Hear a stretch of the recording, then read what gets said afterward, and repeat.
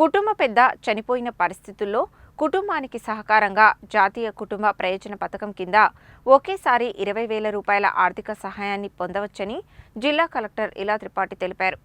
ఈ పథకానికి అర్హులైన వారిని దరఖాస్తు చేసుకునే విధంగా ప్రోత్సహించాలని కోరారు.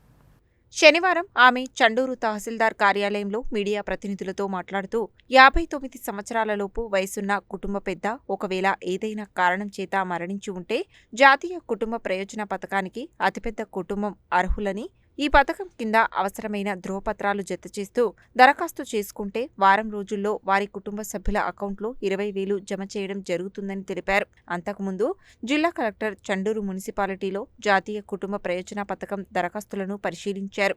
మున్సిపల్ పరిధిలో దరఖాస్తుల స్వీకరణ వేగవంతం చేయాలని, జాతీయ కుటుంబ ప్రయోజన పథకంపై మున్సిపల్ పరిధిలోని ప్రజలకు అవగాహన కల్పించి ఎక్కువ మంది దరఖాస్తు చేసుకునేలా చూడాలని సూచించారు. తహసీల్దార్ కార్యాలయంలో జాతీయ కుటుంబ ప్రయోజన పథకంపై ఏర్పాటు చేసిన ఫ్లెక్సీలను పరిశీలించారు. చండూరు డివిజన్ పరిధిలో ఇందిరమ్మ ఇండ్ల నిర్మాణం వేగవంతం చేయాలన్నారు. అనంతరం జిల్లా కలెక్టర్ కేజీబీవీని ఆకస్మికంగా తనిఖీ చేసి కేజీబీవీ పరిసరాలు, కిచెన్, స్టోర్ రూమ్, వాష్ ఏరియాను పరిశీలించారు. విద్యార్థులతో ముఖాముఖి మాట్లాడి వారితో కలిసి మధ్యాహ్న భోజనం చేశారు. Chanduru RDO Sridevi, municipal commissioner Mallesh, MPDO Yadagiri తదితరులు ఉన్నారు.